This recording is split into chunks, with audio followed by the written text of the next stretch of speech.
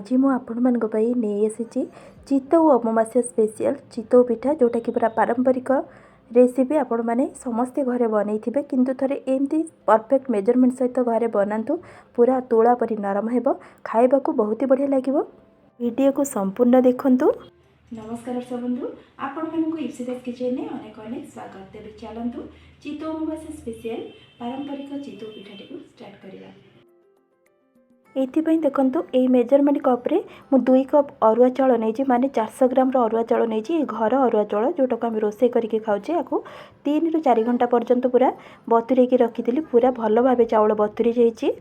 एबे चाउल रु भल से पानी को सेपरेट कर नेबा। देखंतु एटी बिल्कुल भी पानी नहीं चाउल रे बिल्कुल जमती पानी न रहिबो। एबे ता मिक्सिंग जार रे देकी भल से पेस्ट कर नै आसीबा। एटी देखंतु मो आधा अरुआ चाउल को एथरु दउची मिक्सिंग जार रे। गोटे कप नड़िया कोरा प्रथमे दउची जेहेतु अधा अरुआ चाउल मुझे ग्राइंडिंग करी। गोटे कप अरुआ चाउल देवी आउ अधा कप पानी को एठी दउची ताको एबे भल से पेस्ट कर नहीं आसीबा। एठी देखंतु पूरा फाइन पेस्ट हे एमती ही पूरा फाइन पेस्ट करिवे बिल्कुल जेमती खदड़ा नथिबो। एबे ताको मु बाउल को अजड़ी नउची। आपण माने एका थरे के मध्य ग्राइंडिंग करि परिबे। एबे बाउल को अजड़ी नेले आउ जो अधा अरुआ चाउल थिला ताको एबे मिक्सिंग जार रे दे दोची। मिक्सिंग जार रे देकी सेम कप रे आउ गोटे कप नड़िया कोरा को एठी दउची माने 2 कप चाउल पाई 2 कप नड़िया कोरा मु एठी दउची आउ आधा कप एठी मु पानी दउची माने परफेक्ट भाबे मु एठी गोटे कप रो पानी को देली ग्राइंडिंग करिया पई। एबे देखन हमर बैटर रेडी हे गला। एबे ताको मु बाउल को काढी नउची। मिक्सिंग जार रे आउ बैटर लागिथिला सेम कप रे आधा कप पानी मु एथरे मिसेकी एबे से बैटर रे दे देली। ताको एबे भलो से हाथ साहाय्य रे मिसेई नबा जहा द्वारा कि बैटर आउ पानी जेमती भलो से मिसी जिवो पूरा परफेक्ट भाबे मिसेइबे 2 ରୁ 3 मिनिट पर्यंत। एटी परफेक्ट भाबे मिसी गला। साइड रे लागिथिला ताको भलो से क्लीन करि नेली। क्लीन कर सला परे ताको हमें 2 ରୁ 3 घंटा पर्यंत टिके रेस्ट दे दबा जहा द्वारा कि बैटरटा फर्मेंटेशन भलो से ही जिवो। एबे देखंतु 3 घंटा परे बैटर पूरा परफेक्ट हो जाइए माने सोधोटी पूरा परफेक्ट हो जाइए चितौ पाई। एइथिरे मु गोटे चामच रो चीनी दउची पिठार टेस्ट भल आसिया पई मोटी चीनी को दउची। स्वाद अनुसार लूण को दे साला परे हाफ कप रो गरम पानी को दे दबा।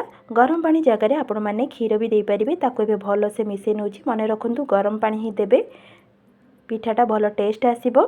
एटी ताको एबे भल से मिसे नउची। देखो बैटर कंसिस्टेंसी एमती रहिबो आपण मानको देखौची एमती ही रहिले आपण माने जानिबे पूरा परफेक्ट हेजे चितौ पय बैटरटी बिल्कुल जेमती पतला आउ कि बेसी मोटा जेमती न रहिबो। एबे हमर बैटर रेडी हे गेला। ए गोटे बाउल नेची बाउल ले अल्प तेल देकी आउ सेथिरे अल्प पानी को मिसौची। जेति कि तेल नेबे ताटू टिके अधिक नेबे पानी ताको भलो से मिसेई नबा। एटा चितौ पिठा हेबा पय दरकार हेबो। एटी ताको देखंतु चामच साहाय्य भलो से मिसेई नेली। आको एबे आमे साइड करि नबा। आ गोटे बाउल देखंतु गोटे कॉटन कपड़ा को माने धोती कपड़ा नहीं धड़ा कपड़ा आपण माने जे कोनोसी कॉटन कपड़ा भी नहीं परिबे। सेपटे गैस रे करेई बसे कि करेई को पूरा गरम करि नैथिले ता देरे आमे जो पानी और तेल को मिसेइथिले ताको दे दबा। सेटा पूरा सुखी गला परे आमे बैटर को दबा। आपण माने करेई जगह रे पलम नहीं परिबे लुहा करेई भी नहीं परिबे टिके मोटा करेई किंतु नेबे। एबे ताको आमे कवर कर दबा। पिठाटू टिके बड़ साइज रो प्लेट मु एठी नेइची मने रखंतु पिठाटारू प्लेट रो गैप टिके जेमती रहइबो बेसी ओवर साइज नेबे नाही। एबे जो कपड़ा को पानी रे पके के रखली ताको एबे दे देली चामच रे 2-3 चामच से कपड़ा पर आमे पानी टिके दे दबा। ताको लो टू मीडियम फ्लेम रे 1 ରୁ 2 मिनिट पर्यंत टिके सिझिबा पय छाड़ दबा। एटी देखंतु 2 मिनिट पर एबे कवर को काढी नेली। पिठा केते इजीली बाहरी जाउछ फुली पूरा परफेक्ट भाबे तळ भी बेसी पोड़ी नाही। देखंतु पूरा जाली जाली टाइप रो हेची पिठाटी खाइबा पय बहुत बढ़िया लागिबो। सेम प्रोसेस रे आउ गोटे पिठा को मेठी बनै नउची। मने रखंतु करे को किंतु पूरा गरम करि नेबे। सबु टिप्स आउ ट्रिक्स को फॉलो करिवे चितौ पिठा पूरा परफेक्ट बनिबो। मु आपण मानको जेमती मेजरमेंट रे पिठा को बनैली देखैली आपण माने घरे सेमती बनैबे। एथर चितौ अमावास्या रे पूरा नरम हबो तुला परी। आपण माने जानि परले केमती मु मेजरमेंट नेली माने जेति कि चाउल नेबे सेति कि नड़िया नेबे आ पानी रो क्वांटिटी आपण माने देखिले। मु एठी 2 कप चाउल पाई एठी मु 2 कप पानी नहीं आपण मानक अधिक दरकार हो पारे कम भी दरकार हो पारे चाउल को देखिक आपण माने पानी ऐड करेंगे। ताले दर्शक बंधु जदि आज आपण मानक ये वीडियोटी भल लगी प्लीज़ गोटे लाइक करें एमती सहज आउ नुआ नुआ रेसिपी देखापी मो चैनल को सब्सक्राइब करने को बिल्कुल भूलें ना। मु आपण मानक एते परिश्रम करुँची प्लीज़ मते टिके सपोर्ट करंतु। ताहले आमर संपूर्ण चितौ पिठाटी रेडी हो गला। आपण माने निश्चय एथर चितौ अमावास्या एमती प्रोसेस रे पिठा को बनेबे। रहुची नमस्कार, जय जगन्नाथ।